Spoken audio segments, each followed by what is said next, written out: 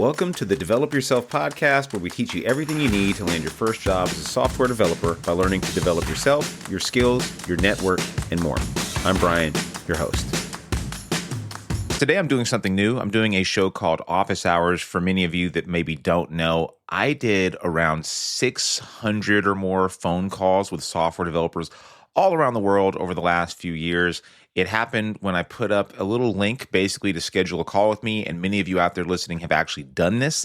But I get asked the same questions so many times that I thought it'd be really fun and maybe more efficient if I just answered them here. So maybe you have a question that I'm not addressing on the show. I'm talking about AI or JavaScript or things that might not be particularly relevant to you. So what I'd like to do is begin answering your questions on the show. And if you want to shout out, just give me your name. And today we're going to go through a few questions that I've seen. I'm always going to pick the ones that are the most representative of other issues that I see people having, right? So if you have a really, really niche question that I don't think is really going to help anybody besides you if I answer it on here, maybe you should just schedule a time with me. If you can find that link, schedule a time. I'm always happy to chat with people, but I'm mostly going to pick out problems that I think are interesting to answer or representative of issues that I see many software developers dealing with. So let's get right to it. So this one is anonymous. It's from a person that says, hey, I'm 39 years old, trying to break into tech, still haven't landed my first real dev job. They started in 2018, done a bunch of courses, communities, networking, LinkedIn. They thought front end was just HTML, CSS, and a little jQuery. The resources they found didn't really teach the fundamentals. They say, I feel like I'm always copying patterns and not learning concepts. Since 2022, I've been more focused, building full stack apps using TypeScript, React/Next, Vite, MongoDB, and various auth tools.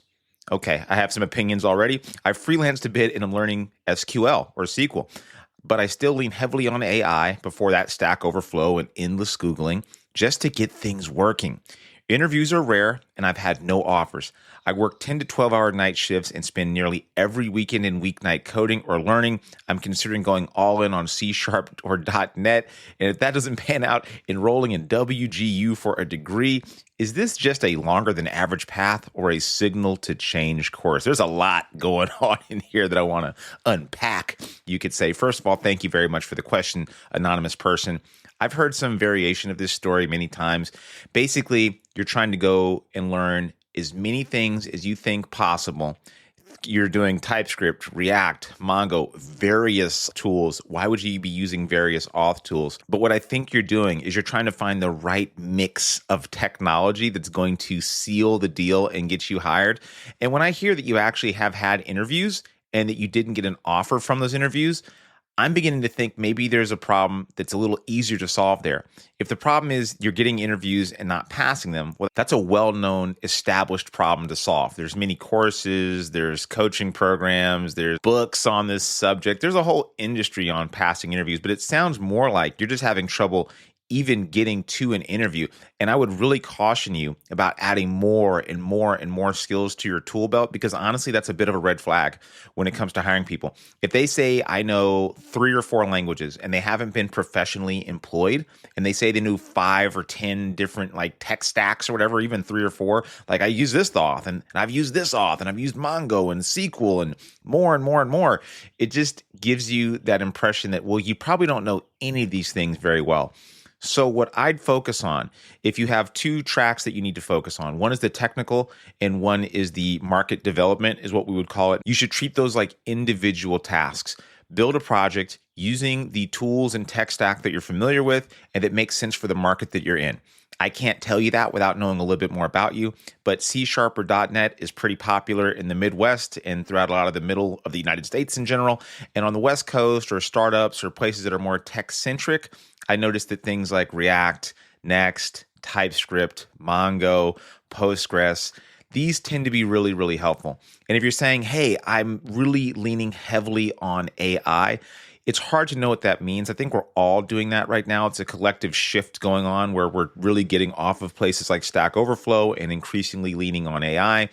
Now, the way you use AI, of course, is the way you use it, right? So if you're using it to literally just give you the answers to things, Obviously, that's not going to work out very well in the quote unquote real world, because either when you get to an interview or on the job, and they may even not allow AI on the interview or on the job, and now you're going to have to defend your choices. You're going to have to look things up the quote unquote old school way. You need to know how to do that. So it's one thing to validate what you're doing with AI and saying, hey, does this make sense? I'm thinking about using this approach. We're all using autocomplete. We're all creating functions. We're all telling AI what to do, whether you're using Cursor or ChatGPT or Claude or whatever. So having it as a crutch is dangerous too early in your career. So if you have to, go really old school and just literally turn it off until you feel like you have enough confidence and technical foundation to turn it back on. Now, when it's on, the ideal way that you're using it is like an assistant. If you're using it like it's your boss, well, then you have a problem and you should probably turn it off. Last thing I want to get into is going to school. Now, here's my unfiltered opinion on this. I have actually met at least one person that went to WGU, got a degree, and it worked out well for them. What I really think you're trying to do through this, and what I think most people are trying to do when they're thinking, maybe I'll just get a degree, that's a really long path that's not going to give you any more credibility than going the self-taught or boot camp route. No one's really going to care that you got a degree from WGU, if I'm just being honest. Now, if you want to do it for your own personal reasons, by all means do it. If you think it's going to be the magic bullet that's going to get you the job, you got a big, not fun surprise coming. That's my strong opinion. If you were my friend, right, and I was talking to you and I'd be like, dude, don't do that, I would just straight up tell you, hey, don't do that. So I guess that's what I'm kind of telling you on here. But without knowing you, I don't want to tell you not to go do something that maybe you have some sort of personal aspiration or some personal goal you've had since a child or something to get some degree in computer science. If that's the case, by all means do it. Otherwise, don't do that. Keep focusing on your technical skills. Double down on the tech stack that you're familiar with. Build something very interesting with it. Build something fairly complex, ideally that leverages AI. Be on LinkedIn. Talk about this project. Search through your first connections on LinkedIn and in real life. Look up people in your life like your mom, your uncle, your cousin, and just say, hey, do you know anybody who might be in tech? They're not going to be able to hire you. Absolutely not. Your mom's not going to be able to give you a job, but she might know somebody that knows somebody that could get you an interview. Only using LinkedIn, only using big job boards is a source of frustration and pain for so many because they don't work. They just stopped working a while ago. They've never really worked that well, but they've really stopped working recently. They just are less and less efficient and effective than they used to be. So I hope I answered your question. I know I kind of went on a little bit of a tangent there, but this is a problem I see a lot. And I wish I could give you some really, really specific advice on what to do. But it sounds like you're dancing around the right path. It's just a matter of doubling down on those fundamentals and then doing a lot of market development by doing some grunt work, by looking into your contacts and finding a network of people that you might not know that you know, and then reaching out to all of them. Not fun, not comfortable, but it's very, very effective. I really hope that's helpful. The next question is from Estevan. He's currently a mid-level product manager thinking of making the switch into software engineering. And he quoted Zubin, who was on the podcast recently. And Zubin has all sorts of quotes. He's the best quote guy ever. He said, if you run after two rabbits, you'll end up with none. He said, I'm fearful that going from PM to software engineer is too ambitious. What are your thoughts? No, it's not too ambitious. What are you talking about? Product managers and software engineers are pretty connected, right? We work together, we talk together, we work through major projects. The pipeline from software engineer to product manager is well defined. I've met a lot of people that have done it. Alex Lau, who was on the show and is a best-selling author of a book on software engineering, did this switch. So going from software engineer to product manager or product manager to software engineer, especially nowadays, I think is a great move in either direction. If you find that you're like, you know what, I really want to do what those people are doing, and you're talking about product and software engineering, which are so tightly coupled in most organizations, one, you're going to come into software engineering with a product mindset, which is really, really helpful, especially at a smaller company or a startup where they're often looking for software engineers that have a bit of a product mindset. Like basically, how can we improve this product? What are our customers going to like? People that give a damn about the code they're making beyond just making really sexy code, right? So if you're that kind of person and you have some technical skill, not even that much, I think the bar might be actually lower if you're a product manager that knows how to code than the other way around. Yeah, so I think that would be a really cool switch, and I don't think that's too like big or ambitious of a switch. You got this. Yeah, man, join us on the dark side. Come over to the software engineering side. It's better over here. We all float down here. All right, now we got a question from Jonathan. Thank you, Jonathan. Where do I get good at interview practice? The $1,000,000 question. I hear about Leetcode a lot, but since Leetcode style questions are rare, are they rare? Is there a similar website with more practical exercises? He said he loves the podcast. Thanks for taking the question. I like you too, Jonathan. Don't want to say I love you. That might be weird. But here's the deal, right? Where do you get good interview practice? The best interview practice is almost always going to be with a human. I'm actually going to interview a woman who is coding interview famous. Her name is Ali, learner of interviewing.io. That's a really good site. Now, if you're looking for a free way to practice with another human being, which in my opinion is the best way to practice for your interviews, go to pramp.com. We recommend all Parsity students do this. What's good about Pramp is that you're interviewing with a stranger. Now, when you're interviewing with your mom or your cousin or, me, let's say if you're in Parsity and you're interviewing with me, you're used to me. The stakes aren't as high. You're not as fearful. You need to learn how to deal with your nerves. So that's one part of learning to prepare for interviews. It can't only be technical. It just cannot be, because very few interviews, in fact, I can't think of any interview I've done in the last 10 years that was purely technical. They're behavioral. They also will bring your nerves out of you. You'll be nervous. You'll bumble over things that you normally would get right. So one, have some stories in your back pocket about the time you dealt with a tough coworker, the most technically complex project you've done, something you messed up on. Some of these behavioral stories which just come up so often. Look up the STAR method. But as far as getting good at technical interview practice, Leetcode is great. The problem, though, with Leetcode is it has thousands of questions. And if you just do random questions out of it, it's like going to the gym and just picking up random weights and thinking you're going to get buff in 12 months doing that. You need to have a plan. And the plan, in my opinion, if you're studying for data structures and algorithms, should include all the different types of data structures that are the most common in technical interviews. So that might include trees, linked lists, graphs, heaps, stacks, queues. If you learn how to create those data structures from scratch and then look at problems that leverage those types of data structures and then start doing some pattern matching where you're like, oh, this type of problem requires this type of data structure, or it's often coupled with this type of data structure, or this particular algorithm like binary search or merge sort or counting intervals or two-sum or a greedy approach. There are like a bucket full of probably like a dozen or so algorithms and data structures that you need to know. And then you need to know when it's appropriate to use them. And then once you do that, I think this can take a couple months, I think up to 3 months, honestly, if you're being fairly aggressive. Then you're really prepared for interviews at places like Google, Meta, Netflix, whatever. And my main advice if you're going for these kind of places is take more time than you think you need, because it's quite a lot to study and the stakes are really high. The salaries are incredibly high and the expectations are very high during the interview. So don't skip out on the study. Now, if you're going for really any other company outside of that, now what I've seen personally and with the students from Parsity is mostly interviews that go a little something like this. Build me a React component in front of me. Maybe there's some sort of API layer. We're going to debug something. We're going to do JavaScript trivia or maybe some coding language trivia. Like, how does this work in this particular language? Tell me about yourself. It's more behavioral than anything. They might even have you do something like look at a bug in our code base and fix it.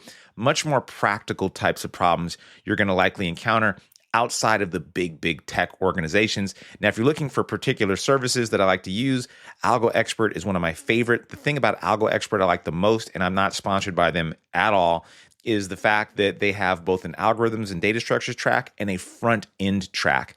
I have never seen another company have a front end focused interview set of questions, and they do. And I think it's wonderful. They have like stuff on like vanilla JavaScript, CSS stuff, and they even have like React stuff. So it's perfect. It's my favorite way to study for the front end and the data structure and algorithms style interview. So if you're going to go with something like that, I buy it like every year. I spend $99 or $100, whatever it is, every year to renew my subscription. Anyway, they really should sponsor me for saying that. All right. And the last question is, what are your thoughts on working at a company versus freelancing for someone looking to find their first role in tech? What a great question. Thank you, Alex, for sending in this question. So my thoughts are, it doesn't really matter. And it also depends. Geez, I've turned into your typical software developer. I just said it depends because it always depends, right? Like I've worked for companies. I've done freelancing. I've done them both at the same time. And if you're looking for your first job, what is your first job really for? Think about what you're asking too. The first job is really just for your own validation. It's your entry point into a new career. So whether you're freelancing or working at a company really matters less than the type of work you're doing and if you're optimizing for your learning at this stage of your career. Because if you're in this new career and you're freelancing or you're a W-2 worker, no one's going to care, right? You're going to go to the next job. The first job, in all reality, is just preparation for the next job, right? That's kind of how this whole game works. I hate to say, like, whenever I'm at a new job, I'm thinking, what do I want to do here? What kind of mark do I want to leave? So I can talk about that in the next interview. Maybe I'm just neurotic and weird and just playing this game because I like playing this game. But I talked to another software developer, and there's actually a really famous guy out there. His name is Zach Wilson. He was at Airbnb. He had a really interesting take about like leaving the job and like when you should job hop. He's like, don't job hop until you've done something noteworthy or made like an impact at that current job. Then it's okay to leave, and it really doesn't matter how long you were there. I don't know if I fully agree with that, but I mostly agree with that. So anyway, doesn't matter. Go somewhere, leave a mark, optimize for learning, do your best, go kill it at that job, and then you're going to be prepared for the next job. Now, if that freelance job includes like building a website for your mom or something like that, then, yeah, you should probably be looking for your W-2 full-time software engineering role in addition to doing that. There's nothing wrong with building websites for your local church or the local food shack down the street. Plenty of people at Parsity have done that. And that is what ultimately got them to the job that they wanted or the job that was their full-time job. I've done episodes on a few people in the past that had this experience. So yes, all freelance is not created equal and all jobs aren't created equal. If you're doing a job where you're writing HTML emails, and yes, this was a real thing back in the days. I knew an HTML email developer. Then no, that job's not going to really help you out so much. Now, if you're doing a freelance job where you're building out AI agents for a local startup or something like that, that's a very, very impressive thing, and you can leverage that in the future. So I hope I answered your question, and I appreciate you for asking it. Now, there's one last question. It comes from a chap from Australia. And this was through Buzzsprout. This was not through the forum that is located on the bottom of this page. In fact, if you're listening to this, please use the forum in the show notes to submit your questions. But I'm going to answer this one that comes through a service called Mail in Buzzsprout. It's the service I use to spread out the podcast. It's kind of a weird service because I can't answer directly to you. I can only find your mail, but I can't respond to your mail. It's a very strange service. Anyway, last question of this episode. It says, I'm a very early career developer, and the message to be able to create side projects with AI tools like Cursor is very conflicting. On one hand, you have to be competitive and create unique side projects to be as good and competitive as other candidates. On the other hand, I really need to learn how to code well without AI. It's a very confusing message for early career developers and puts one in a hard position when the market is pretty competitive. Oof, this is a really tough one. Should you be building your side projects with AI? And if you don't know how to code very well, what is the danger of using AI too early on in your career? We kind of touched on this with that first question, but yeah, I don't have a great answer for this, to be completely honest with you.